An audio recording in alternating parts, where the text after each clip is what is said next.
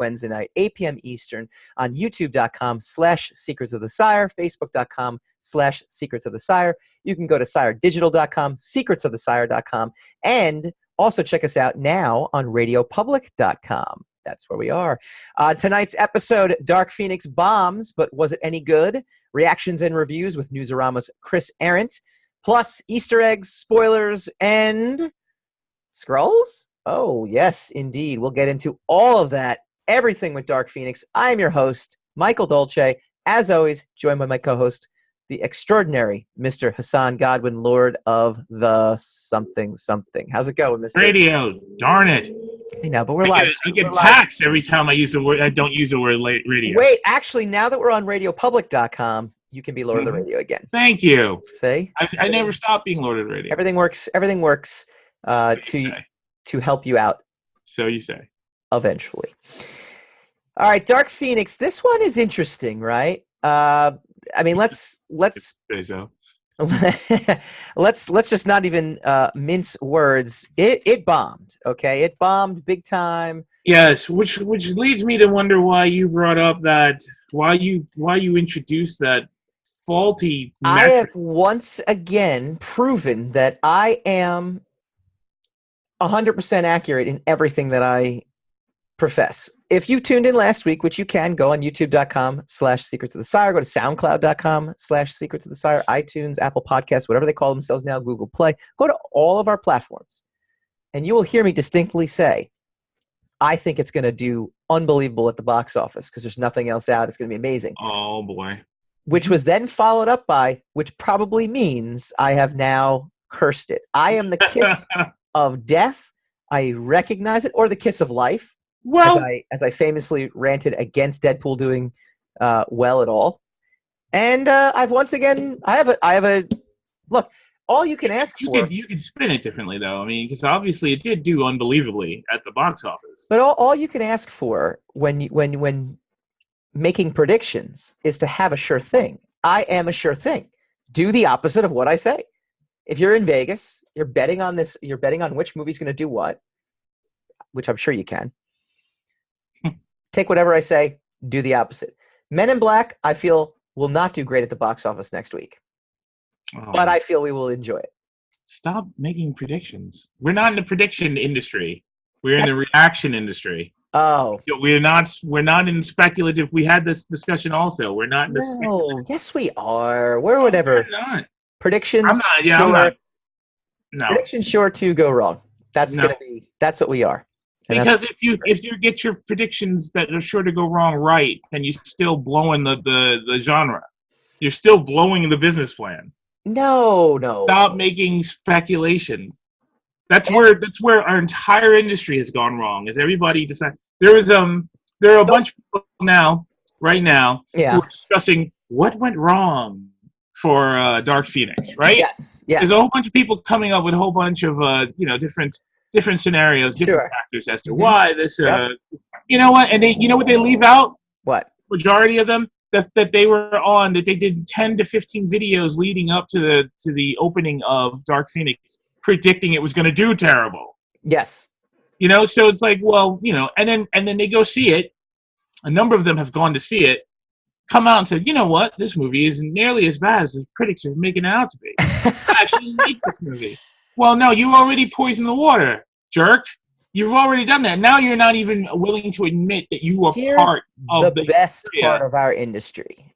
There is no accountability. I can get up on a mountain, do exactly what you just said.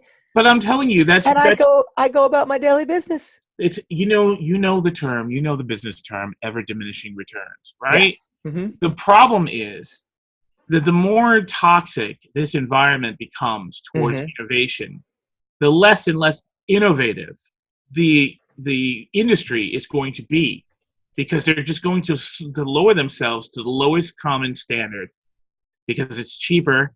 It's more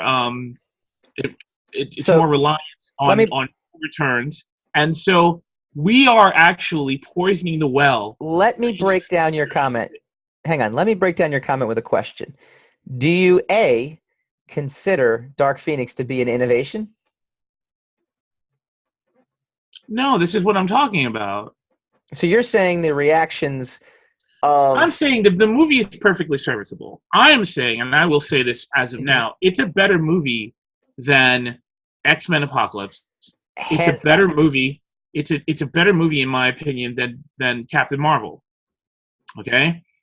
The problem is it was so destroyed by the gatekeepers. It was so destroyed prior to coming out, and it Yeah, had but so is Captain Marvel. Captain Marvel was destroyed just as much as Dark Phoenix. Captain Marvel has the MCU brand, and so while that brand is a working brand, while that is the gold standard, yeah, and also it had the lead into Endgame, which was the most anticipated movie in the last 10 years, I think. Yeah. You know, next to The Force Awakens. So you have, and I'm not even honestly saying that that's what saved it. That's what saved Captain Marvel. I'm just saying you have those factors. Well, saved it. I mean, look, there's. I'm just saying you have those factors to consider. They're saving it, and then there's making like over $1 billion. I mean, it exceeded all expectations. I mean, there's no way you would have looked at Captain Marvel. I'm not saying, but I never said that Captain Marvel was going to fail. You understand what I'm saying? Sure. Okay. I'm saying this movie was a better movie than Captain Marvel. Well, I got up on my high horse and said this was going to succeed, and I was woefully. That's why you don't do that. That's why we should do that. That's bringing us back to the circle. I was bringing the positive. All right. In case you haven't seen the movie, or if you do plan on seeing the movie, keep watching anyway. But just know that we're going to spoil the movie a little bit. There was a couple things in it. There's nothing to spoil. Everything you wanted to see in that movie is in the trailers. This is the question that I have. Surprising well, thing. Even that's a spoiler. This is the funny part about this movie, right? Sophie Turner, to me, seems to have had the bad luck of being in the final chapter of major franchises. Dark Phoenix, to me, was the Game of Thrones of the superhero franchise world right now, in that the X-Men movie universe, tremendous. This final chapter, little inconsistent. More misses than hits for X-Men. Way more. People talk about X2. They talk about First Class. Yeah. Talk about Days Logan, of Future Past. Days of Future Past. That's Logan. what they talk about. Deadpool. No, I mean, Deadpool is technically in the universe, but it's not, because it's got different characters playing in different slots. It's got a different Colossus. It's got a different, Negasonic Teenage Warhead is not in any of the X movies. So it's done by. That's like saying you can't introduce. No, that's like saying you can't introduce a new X character into. Again, let me stress, the Colossus is a screaming factor that they're not the same. They're not in the same world. It might be the same multiverse, but that's not in the same world. If you take the X movies as a canon, then they have a through line that follows through. Colossus in the X movies is not even Russian. But that got erased, though. That got erased. The timeline got erased in Days of Future Past. It just got reset. It did get but it got reset. It got reset, but that doesn't mean he would suddenly be Russian just because Jean Grey. I mean, that doesn't make any sense. That's you can't butterfly flaps its wings. Oh my God! You never know. All right. Not a real discussion. Anyway, big things that I had problems with is there was a lot of it was a lot of like checking off a list in terms of like reactions, in terms of what pushes the story forward without quite building up the emotion that goes into it, without quite getting us to feel a certain way. Like, I wasn't sure why the cops showed up, again, spoilers, at Jean Grey's dad's house, aside from maybe the Blackbird landing there, maybe, why was everyone kind of like... Yeah, a giant plane landing in the middle of the street will attract... But according to what they set up... the authority attention. No, but what they set up was the X-Men are a known quantity, so why would they come out guns a-blazing? Why would Jean Grey feel threatened there? Obviously, she's unhinged because of what happened in space and things like that, but it felt a little forced, is I guess my point. Whereas it seemed like now is the time in the movie where Jean Grey is going to act like a scared animal, a frightened animal, and lash out versus, naturally building it up to that. What would Magneto be a is like, natural build up to that, though? That's everybody's kind of go-to phrase of there should have been a more natural build-up to this payoff. well, What would have it been goes back. That's why I do that's like movies. character arc. That's like people throwing in character arc because they heard two geeks talk about it. No. But it's my same argument with the Game of Thrones, with Daenerys kind of going mad. Spoilers on that too. With Daenerys That's going what I'm mad, talking about. What would be appropriate build-up for that? you would have had more scenes, more interactions. Daenerys is crazy time. To be able to predict a form of behavior on Game of Thrones, which is a genre known for us being able to predict what's going to happen next.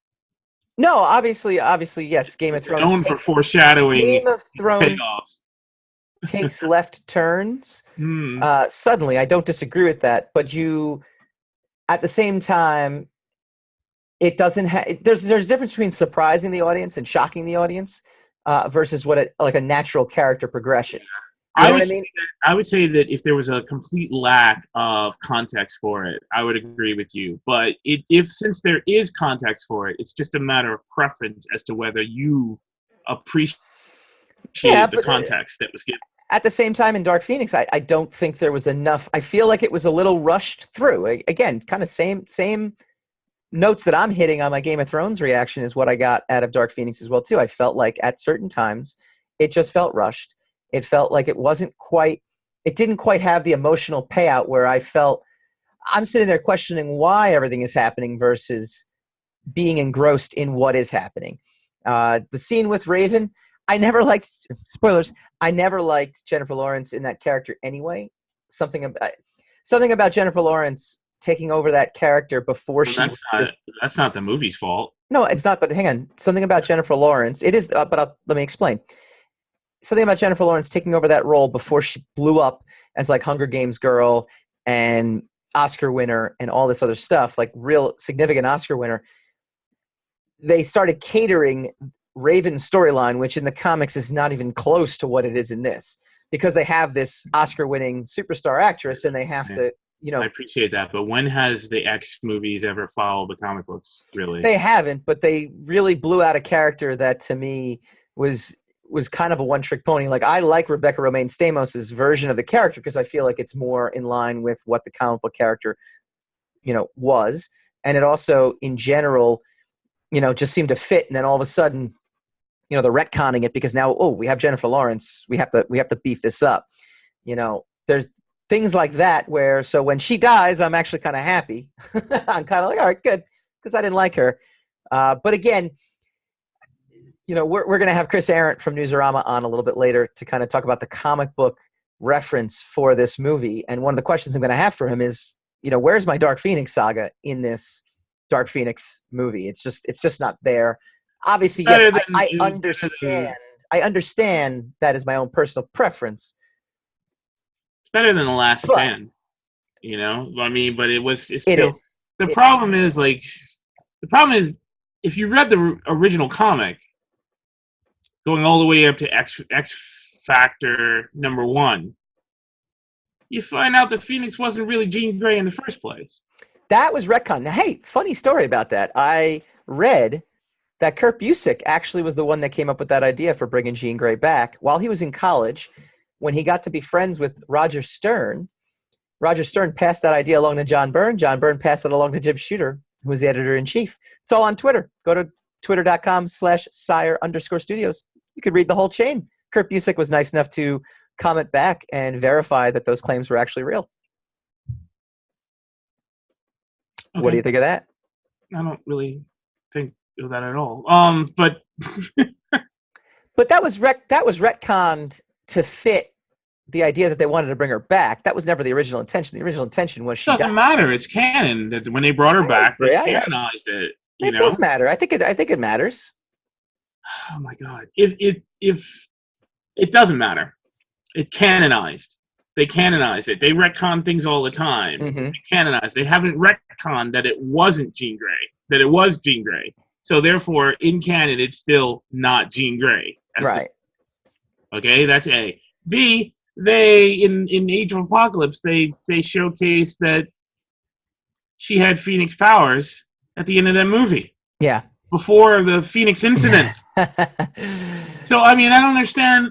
I don't get this hysteria for, because I get rebuked all the time for saying, well, these movies aren't really X movies. They're not really good movies. A, as far as I'm concerned. B, they don't follow canon, and they don't follow the comic book continuity. They don't follow canon. They don't pull from the source material. And people were like, well, it's a movie, blah blah blah. You gotta be all right with it being a movie. Movies and comics are different things, a different medium.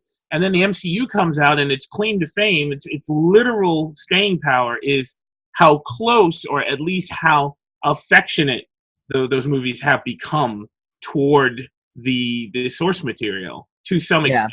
Even with Guardians of the Galaxy, and half of the references that most people don't even understand are canon references to the original genre of the Guardians of the Galaxy. So then you cut from MCU to Age of Apocalypse, and it's blatantly obvious that the sufferance of these X movies, of these Fox movies, is the fact that they don't give a damn about even their own continuity. I know. Have nothing to do with the comic book continuity. Yeah. And so here we go again. Like, okay, you go through Days of Future Past, big hit, right? Nobody saw it coming, right? A lot of people. I remember just before the movie came out, people were like, "Is anybody even going to go see this movie? I mean, this is going to be terrible." I ran to go see it just because it was a comic book movie. I ended up liking it. I'm like, wow, this is an X movie I actually like, because I am very, very hard on the X movies. I'm down on them. Go to Apple Podcasts and download all of our podcasts, and you can hear Hassan's disdain for the X-Men franchise. The same with do that also for the Dark Knight series. But anyway, he doesn't like Dark Knight. No, I don't. Not even. They're great movies, as I say. They're terrible Batman movies. But so we are watching Days of Future Past, and they reset it. They say, you know what?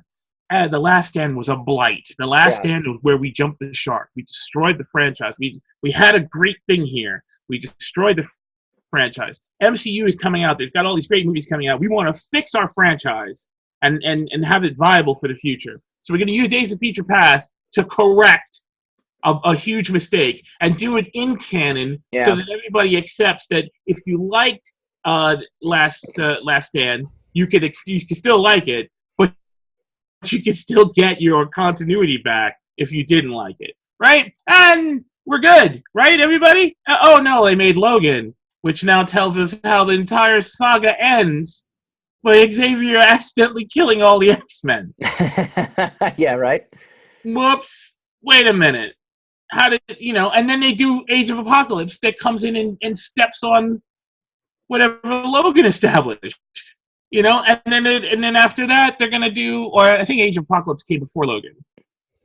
So I don't know, one way or the other, Logan comes in and kind of steps on Days of Future Past. Age of Apocalypse comes in, and the deficit, the canon deficit, is so apparent in Age of Apocalypse. Yeah. Like how Angel got his metal wings, and how, and Psylocke starts out to be Japanese, even though her last name is Braddock. Yeah. And she's using her psychic knife as a lightsaber to cut into a plane fuselage. You always hate that. You hated that. Because the psychic knife is such an innovative idea. It was another one of the whole sequence with the Acts of Vengeance in the actual comic book with the Seamstress, and how they changed Psylocke into being Japanese to join the hand and upped her powers. Which we learned from Fabian Nicieza. He hadn't realized when he created the entire Betsy Braddock Quanon storyline that there was an issue. He had an issue missing from his run that they gave him, and he ended up retconning that by mistake. Go to the archives. Yeah. Good work. Good work, Marvel. But I'm just saying I remember reading that. I remember reading it was like a horror story because Wolverine is hallucinating Carol Danvers and Nick Fury, And Psylocke is tied into his psyche because they're trying to do the same to him as they did to her. And so, because her psyche is tied in with the other, with the hand, with the foot soldiers of the hand, when Nick Fury guns them all down, they actually feel like they actually get murdered because they're psychically linked, and so Nick Fury is the real entity. I mean, that's a horror movie. It was brilliant. Yeah. And so to watch Age of Apocalypse, how they just said, you know what, give Olivia Munn because she looks give her a glowing sword. Yeah, because she looks kind of like what Psylocke looks like now. It was a brilliant fantasy piece. It was wonderful to see it. But it was just, if you think about the intricacies that went into making it. No, agreed. You just put these characters in cosplay and put them into an apocalypse setting. I think overall what you're saying, overall is Dark Phoenix, because the X-Men franchise has never really stuck to the comic canon, which is 100% correct. I agree with you.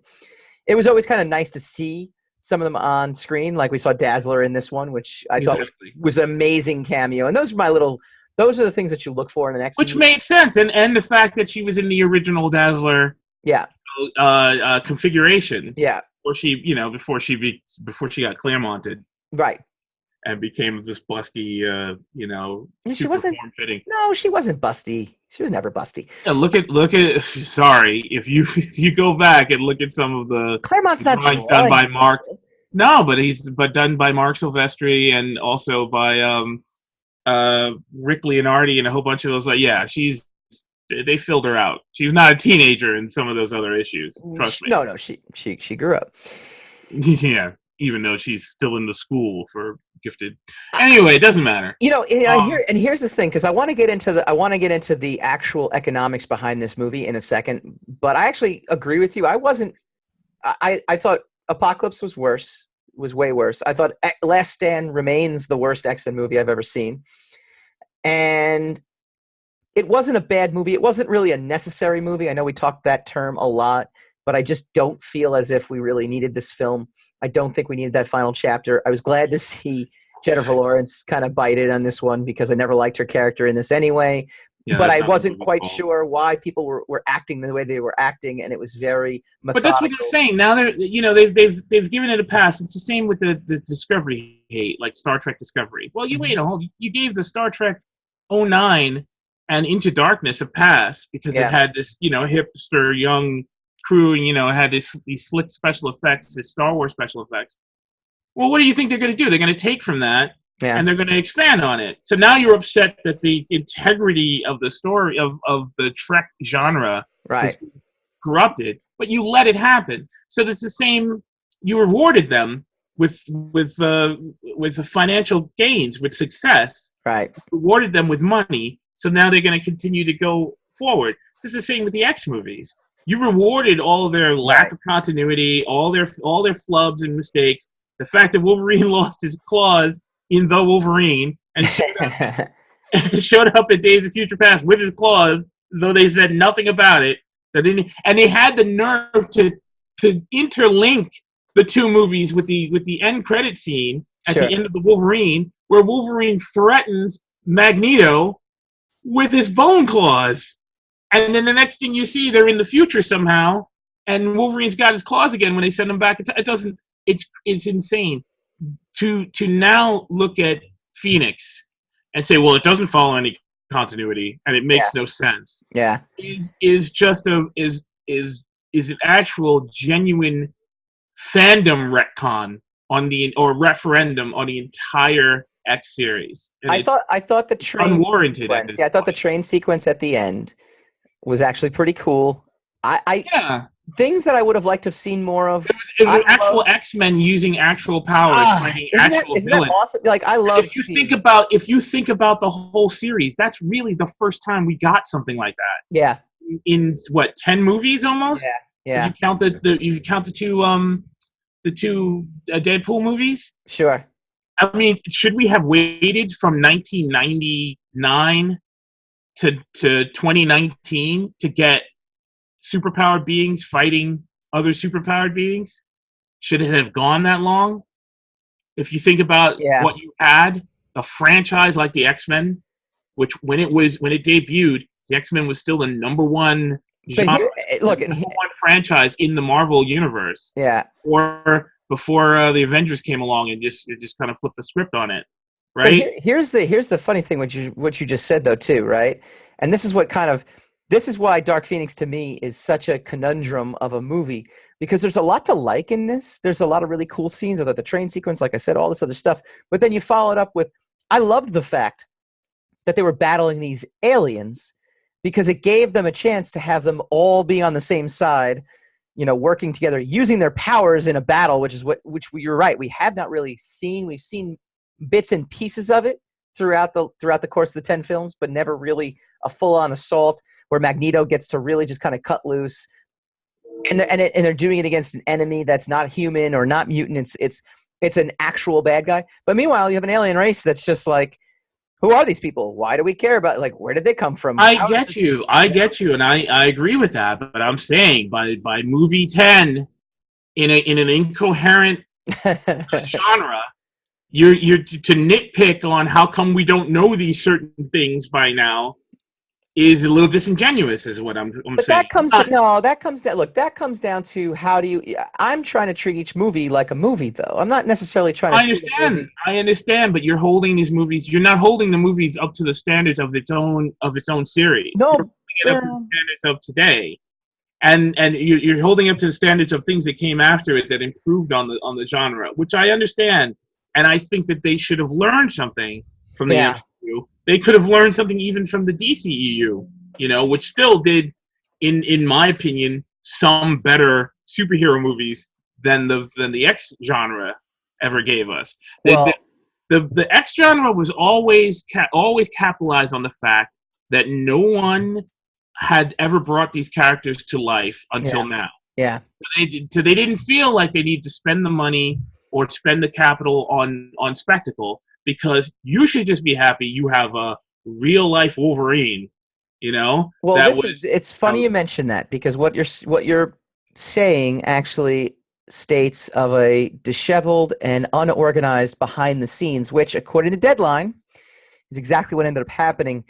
Dark Phoenix bound to lose $100 million after worst domestic opening in X-Men series, and here's why. Dark Phoenix was not the X-Men movie moviegoers were looking for. Apparently, very poor cinema score. Yeah, well, no, but just in general, critics are delusional. 22% Rotten Tomatoes score. Audience demonstrated that in exit interviews, but apparently there was a whole lot going on with this film than meets the eye. Dark Phoenix completed shooting literally 2 summers ago, well before the announcement of the merger of Fox and Disney. However, following that, paranoia set in amongst Fox suits, and that only created further pox on Dark Phoenix. If they brought it out 2 years ago, it would have done probably way better. Well, that's one of the things this article is kind of saying. The last two, allowing it to spit and fester and create negativity, foment, negativity for itself. First off, Dark Phoenix was originally planned to be 2 movies, and during late pre-production, the studio changed gears and said it had to be 1 movie. So, first of all, the writer had to take 2 movies and merge them into 1 movie. Because they're cowards.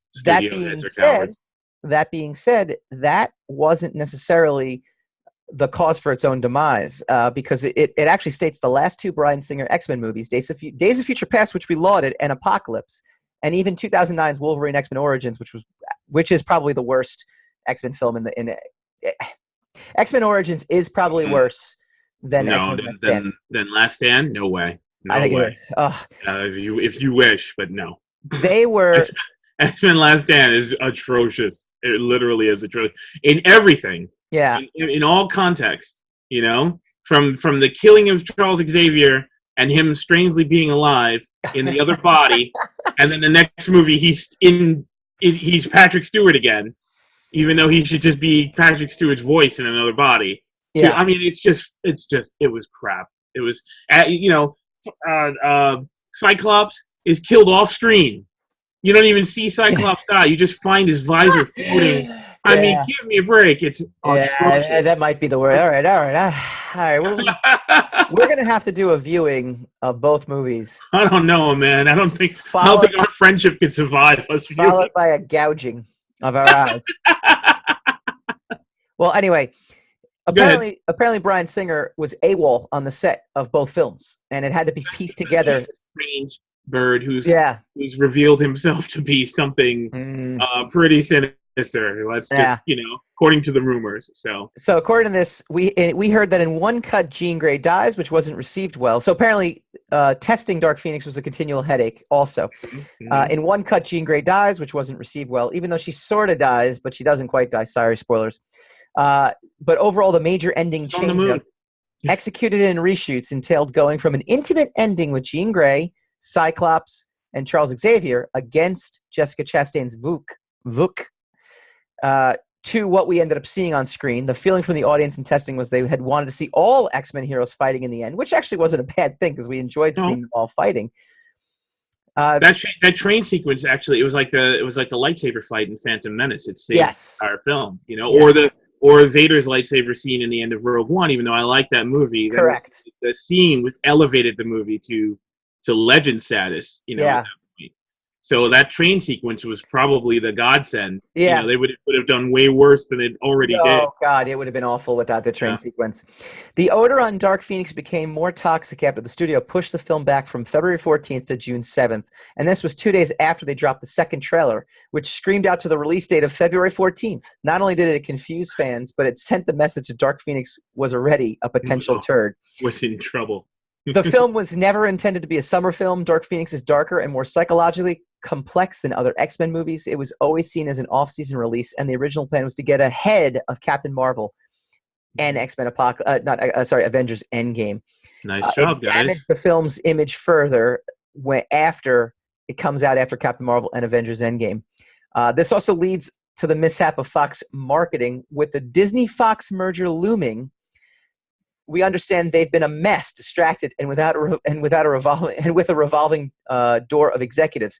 We heard James Cameron, so this is according to the Deadline article, James Cameron actually is the architect behind moving Dark Phoenix to the summer because he didn't want it going up against his own film, Battle Angel Alita.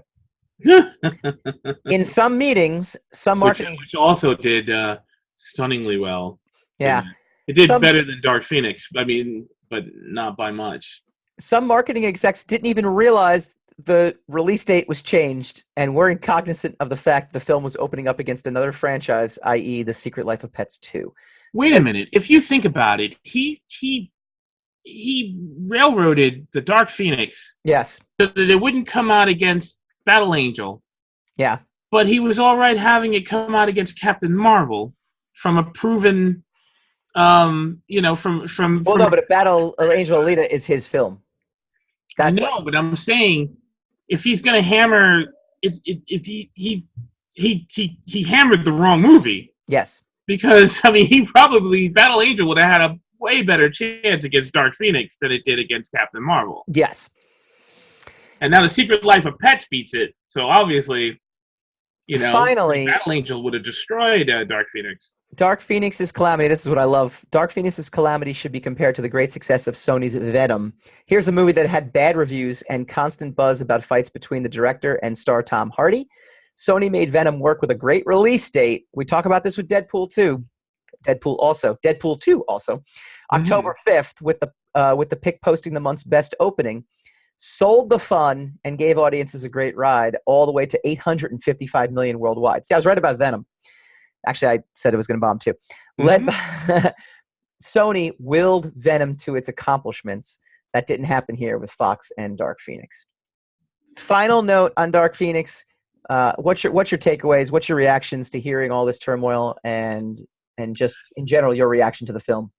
The turmoil. Look, there's nothing you can do about it. Like you hear about, I've seen some Rogue One supposedly had a lot of turmoil behind it, and I enjoyed Rogue One. I enjoyed Solo, even though it did very poorly. And no movie has had that much reported turmoil than Solo, than firing the directors and new director coming in and reshooting the movie. And I managed to enjoy Solo, so I don't really care about the turmoil. I try to another famously contested movie, a famously troubled film is Alien 3. David Fincher's Alien 3. And even though David Fincher doesn't like that movie much, and the public opinion on it has changed. I still have high consideration for that movie. I still appreciate it. So I'm never really concerned about that. I really worry only about the end product. I really judge it on the end product.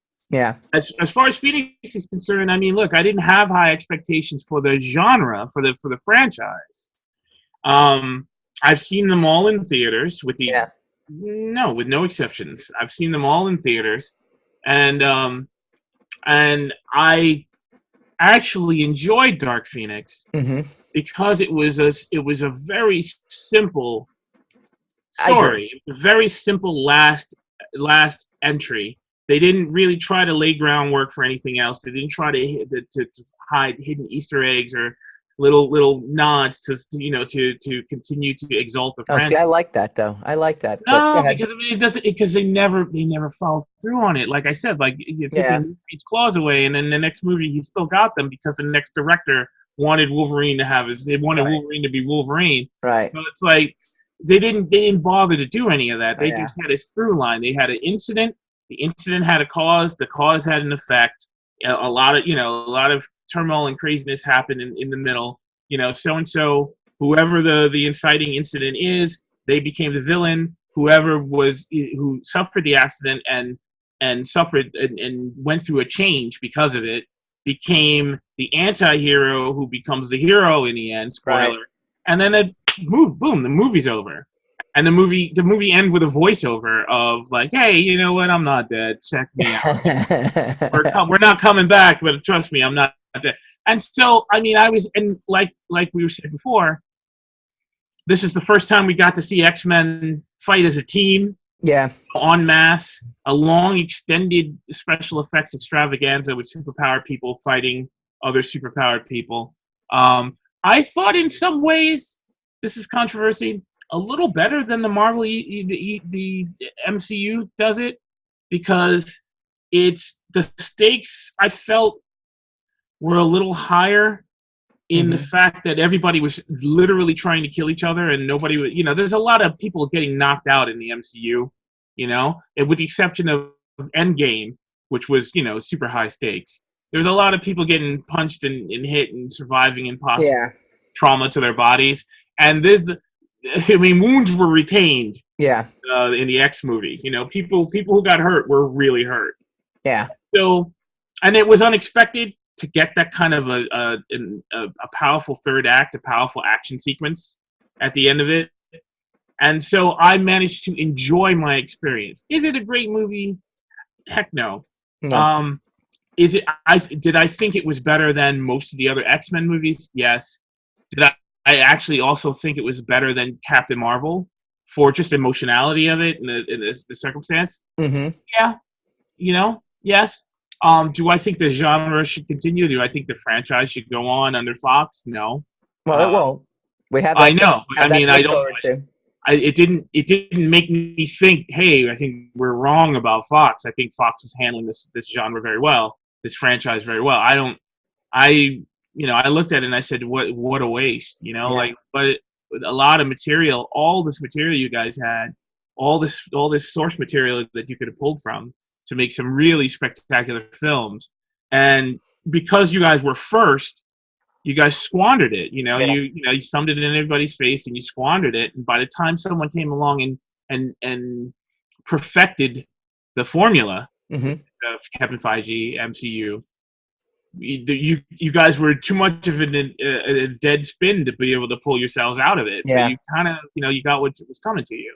A friend of mine said that Fox ruins all its franchises. It ruined the Alien franchise. Yeah. It ruined the Die Hard. It just everything it had that it could have capitalized on this new shared universe hysteria that Hollywood is going through. Fox has squandered pretty much every one of its series. And now they're gone. Yeah. All right. What do you think? Do you agree with Hassan? Do you disagree? Do you agree with me that I once again predicted the outcome of success, which I always do? Clack away. Click in the comments field. We will comment right back to you. When we come back, we get Newsarama's Chris Arrant to give us his take on Dark Phoenix and also the books that you may or may not be able to pick up to clue you in before you or after you watch this film. Do you like comic books and movies like The Avengers? How about TV or pop culture like Game of Thrones or Star Wars? Then you've come to the right place. Hi, I'm Michael Dolce, host of the Secrets of the Sire podcast. Joined every week by my co-host Hassan, Lord of the Radio Godwin, we bring you the inside scoop on the pop culture universe you love to talk about. And you never know who will drop by to chat. To date, we've welcomed actors Kevin Bacon, Paul Reiser, True Blood's Christina Anapow, and Buffy's Nicholas Brendan to the show. We've been privileged to interview rockers Chris Cornell, Macy Gray, Billy Corgan, and more. And we've even had Jackie the Joke Man himself from Howard Stern in studio to share some laughs. So join us every Wednesday night, 8 p.m. Eastern, right here on youtube.com/Secrets of the Sire for brand new episodes. Take a moment, subscribe to our channel, and be on the lookout for some major new announcements coming soon. For more info, log on to secretsofthesire.com.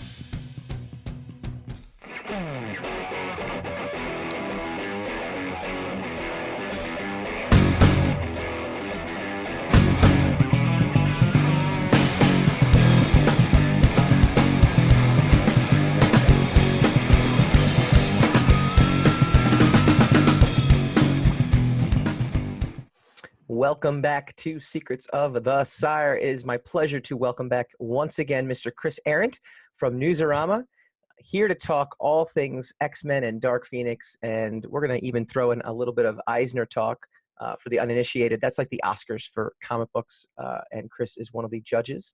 So we got a lot to get through. Mr. Chris Arrant, how you doing, sir? I'm doing pretty good, but I don't know about that Dark Phoenix movie. Well, here's the thing. Hassan and I were talking about it earlier in the segment too. It wasn't really the worst thing I've ever seen. Mm-hmm. It just felt kind of felt like the last season of Game of Thrones. It just felt a little cobbled together and bullet point out, and it just did not quite do what the literary source is supposed to kind of do. It didn't do it justice in that sense. It wasn't a bad movie, though. It just wasn't really Dark Phoenix or anything close to the Phoenix saga. What's your take besides the woo that I heard? Yeah, as you were mentioning earlier in the podcast about there was a report that it was originally planned as 2 movies, and it kind of condensed it into one. I think there's a lot going on there. There's some of it's reported, rumored, but not confirmed. But one of the big issues that everyone's overlooking is that the director, Simon Kinberg, this is his first movie directing. Yeah.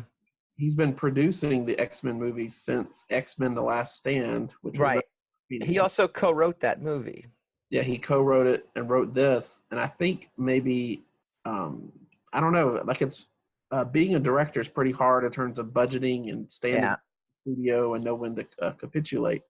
So imagine, according to reports, it was his idea to do 2 movies, and the studios squeezed it down to 1. So I'm pretty sure that he had to adjust his plans a lot, and maybe just nothing against him personally. I assume he's a great guy, but it's probably pretty hard to condense your ideas down. And there is confirmed, 2 of the actors said that the movie was being rewritten daily. And I know all movies go under rewrites, but the way they framed it seemed unusual for them, the rewrites.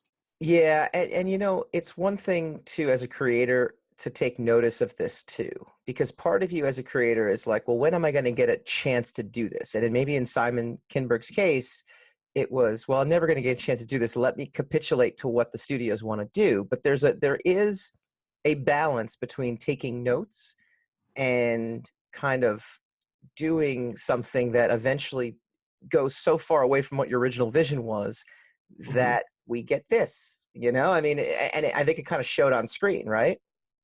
Yeah, I think it's just kind of watered down into kind of a studio film.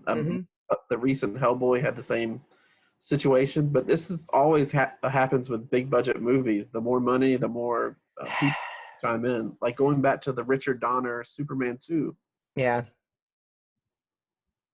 So like you said, it's not the worst superhero movie. It's probably not the worst X-Men movie, but I think in this age where we're fortunate to get amazing, great superhero movies, this stood out. And there's also the report that originally the Skrulls were going to appear at the end, because Fox and Marvel, before the merger, they shared ownership of the Skrulls. Okay. They each owned individual characters. Yeah. So they were Skrulls, and they were going to do it in space. But reportedly, because that kind of mirrored what happened in Captain Marvel, they changed the scene from being in outer space and involving the Skrulls to going back to a train, which reminds me of the first X-Men movie where they were fighting on a train too. Yeah. So, yeah. And we talked about that too. It was supposed to be in space. It ended up not being. I didn't know about the Skrull part. That's pretty cool, actually. And it makes sense, because one of the questions that I had walking out of that theater was, like, they really don't go into detail about this like alien race, and no one's really kind of bothered or bugged out the fact that there's aliens, and a lot of missed opportunity. I mean, the Shi'ar are such a part of the X-Men legacy, to just kind of throw in an alien race there for no apparent reason and not kind of give us more or go more in depth.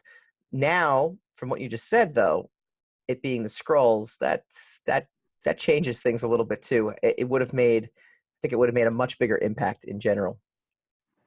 Yeah, I just think it just got ground down by a director that wasn't comfortable standing up, because you remember he was also the producer involved with the last Fantastic Four movie, which also had script issues.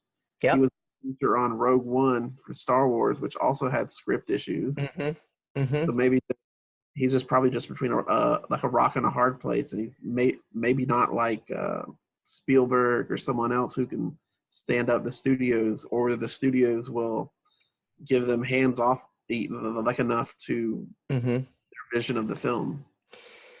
Yeah, it's tough to say. I mean, it also doesn't help that this is the last film in the canon, and everyone kind of knew it too. I mean, I know New Mutants is technically now the last one, but we're never going to see that movie. So we love bringing you on, because you are one of the editors, one of the chief editors at Newsarama, and you are amazing at giving us the literature behind the screen, behind the films. And Dark Phoenix, now, my original question before I even saw the movie was going to be like, well, obviously, obviously the Dark Phoenix saga is something that people should kind of go back and read in Uncanny X-Men. But now, having seen the movie, I'm kind of wondering what, because that really wasn't the Dark Phoenix saga. It had the part with the astronauts, and there was a nice Phoenix bird at the end. But other than that, this does not remind me of anything canon-wise. Is there anything within the original Dark Phoenix saga you can kind of pull out and remind audiences to kind of take a look at? And if not, the rest of the film, is there anything about the rest of the film that people can go back and kind of digest in comic book format before they see the film or after? If people see the film and they like part of it, I do recommend they go back and read the John Byrne, Chris Claremont Dark Phoenix saga. It's out in editions and also available on Comixology. I'd like to kind of see a more focused, organized version of events there. One of the good things about superhero movies is if they're not good, they don't change the comics. Like, you can always go back to the comics and read the original experience. And Dark Phoenix saga, comic book wise, is one of those X-Men books you really can pick up. It feels, back in the 70s, it wasn't graphic novels. It was, serialized comic book strips. So sometimes, comic book magazines, every issue, sometimes twice a month. So sometimes it can feel overwhelming, but I feel like Dark Phoenix's saga is one of those X-Men sagas people really can just kind of jump in cold to, right? Yeah, and it's really tight. Like just imagine them trying to do the Dark Phoenix saga in 2019. There would be like tie-in issues. Oh yeah, prequels, marketing stuff. But like that, it's just a really condensed, just a few issues. Like you're surprised that it's not really that many issues, but they tell this humongous story with all those pieces at play. So yeah, one of the things that was missing from this film to me also was the Easter eggs. It seemed as if we did get Dazzler. So explain to the audience who Dazzler is, and is there anything Dazzler related you can think of that people would like to kind of get a hold of? The Dazzler like I guess it's a cameo. Like she was in the marketing for the previous film, Apocalypse. Like they had on the record sleeve that they kind of established that she existed in. But as far as the original comics go, there was a great one shot recently called Dazzler X Song by Magdalene Visago, and that was a really good one shot. It should be available digitally at like probably $2 or $3. As far as a collection goes, I'm kind of hard pressed to find like a really amazing collection. Like it's kind of like this band that never put out an album, but they have a single here, or they have a song on like a soundtrack. It's kind of you're pretty hard pressed to find a great collection of Dazzler solo stories. Who were the two mutants that were working with Magneto? I originally thought one was Bishop. I was like, oh, that's Bishop. It's great. Yeah. We got Bishop. But then it's not. It's like some dude with hair, and the other chick, I have no idea who she was. Well, Selene was in the movie, but those two are kind of characters like echoing the original Last Stand, where they kind of had names of minor characters from the comics, but then they were drastically different. Like, without looking back at the credits, like it was kind of Easter eggs, but they really didn't even fall through on it. No, there wasn't. I mean, it wasn't like. So. Yeah, no. Did you catch any of the students in there that you thought could be connected to the comics at all? Because again, I'm as big an X-Men fan as it gets. Hassan is as well, and I remember kind of looking through. That was the kind of the beauty of all these films. You always had at least like one mutant that would pop up that you kind of like. Originally in the first X-Men film, it was Kitty Pryde. They didn't say it was, but she phased through a wall. The little things like that. Did you catch any other minor character at all? Maybe walking around school gifted youngsters.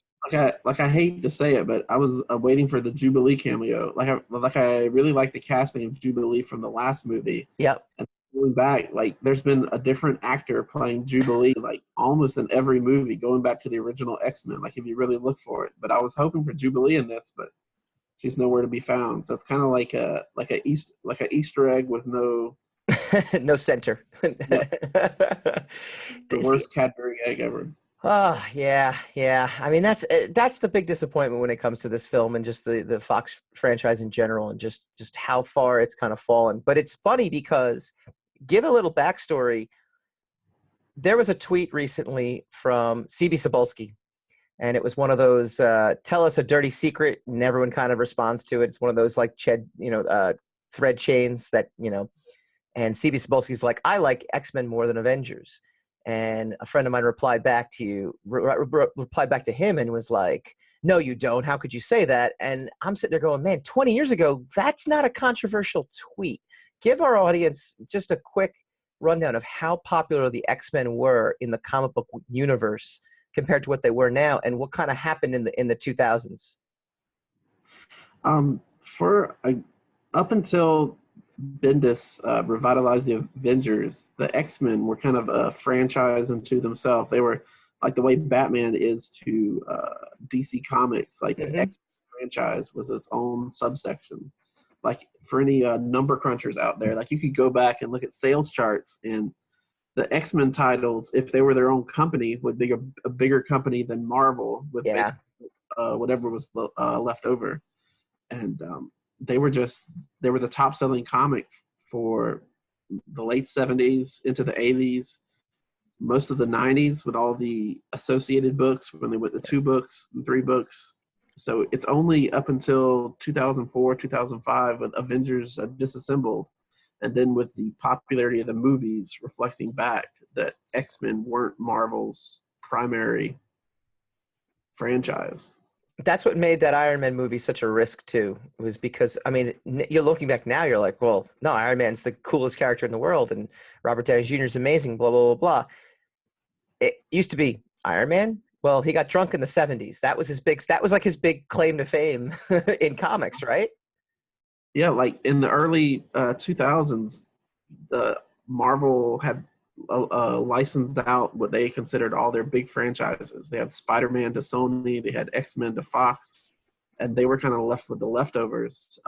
That's why the Marvel Studios story is so interesting because they were kind of considered. They had these second-tier characters called Captain America, Black Widow, Iron Man, and they had sold those film rights to other studios, but the other studios didn't want them, so they let them lapse back.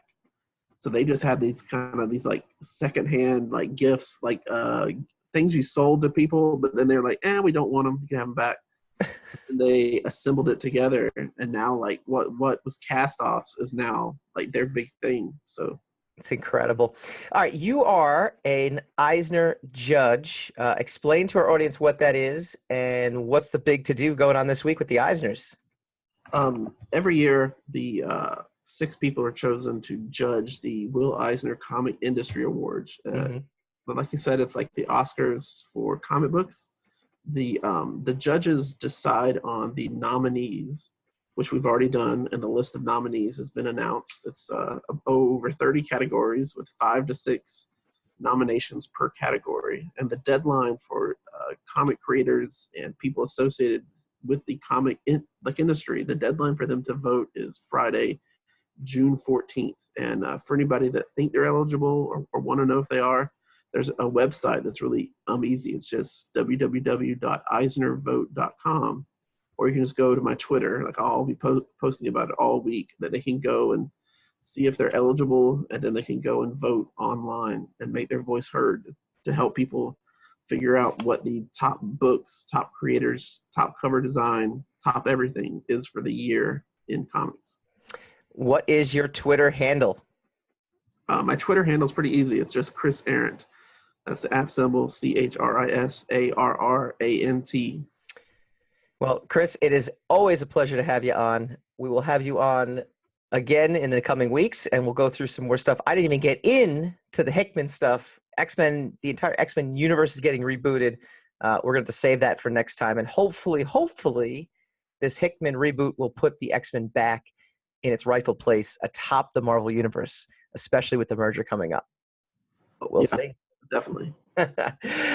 Chris Arrant, thank you so much. And when we come back, we're going to go spinning the racks.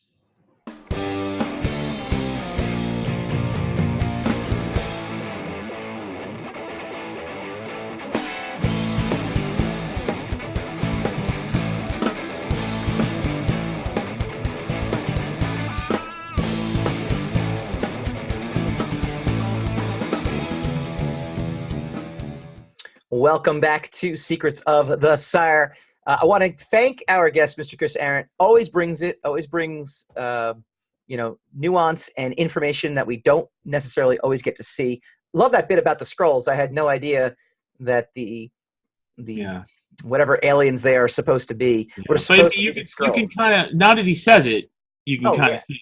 You totally see it. Oh yeah, and it's just it's bizarre. Like they should have been brave and just went with the Skrulls. I know. You know, it would have made so much more sense for those characters too. Like that might have been the Marvel the Disney influence. Could be. They said no, you got to take this out. Yeah, could be. Oh well. Well, what could have been? All right, we do this every week. We go spinning the racks. Spin the rack, spin that rack. Gwyneth Paltrow had no idea she was in Spider-Man Homecoming. Remember that fun scene at the end of Spider-Man Homecoming where Tony Stark tries to introduce Peter Parker as the newest member? Where the hell is the kid? But at last minute, he begs off and decides to stay a friendly neighborhood Spider-Man. It included a fun cameo from Gwyneth Paltrow as Pepper Potts, the CEO of Stark Industries and Tony's right-hand woman. It was one of the highlights of Spider-Man Homecoming, according to Screen Crush. Well, that was news to Paltrow. She had no idea she was even in Spider-Man Homecoming, as evidenced on his new cooking show on Netflix. So if you go to Netflix, his new cooking show is with Chef Roy Choi, and there's just an adorable scene, apparently, that happens on the Chef show. First off, Favreau goes into all the times they work together and explains he's going to be making a dish called a pepper pot, which is delightful. The conversation starts out simple enough.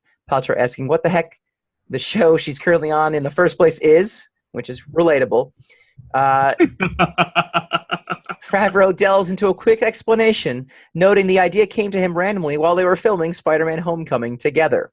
Paltrow is quick to correct him, noting she was not at any point in a Spider-Man movie. Once Favreau realizes Paltrow is serious, it leads him to make a meme-ready, hilarious facial expression. Frankly, I don't understand how it's not a meme. Anyway, Favreau doubles down with Choi.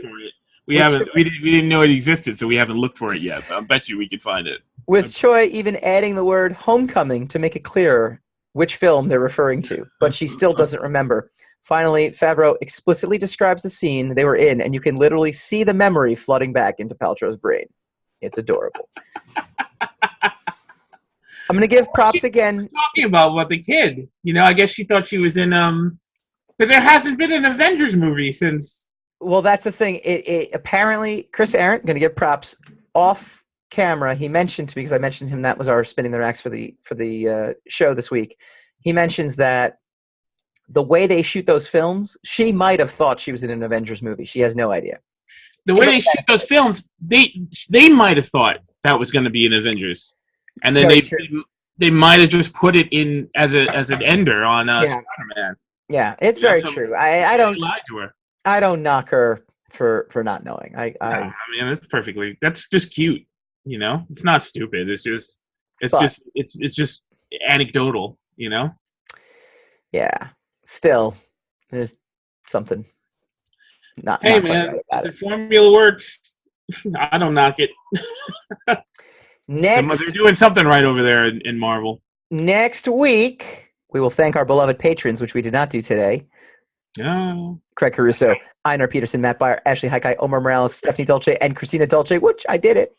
And we're going to talk Men in Black. Our summer movie schedule just bam, bam, bam. You're gonna talk Men in Black, because I don't know how I'm supposed to be persuaded to go see that movie after Men in Black. What? I can't believe you're not going to go see this. It is going to have the duo from Thor Ragnarok. Ragnarok again. Yes. Again. Yes. Again. Which you loved. And we'll find out. Ragnarok. We'll find out if you love Men in Black next week. See you then.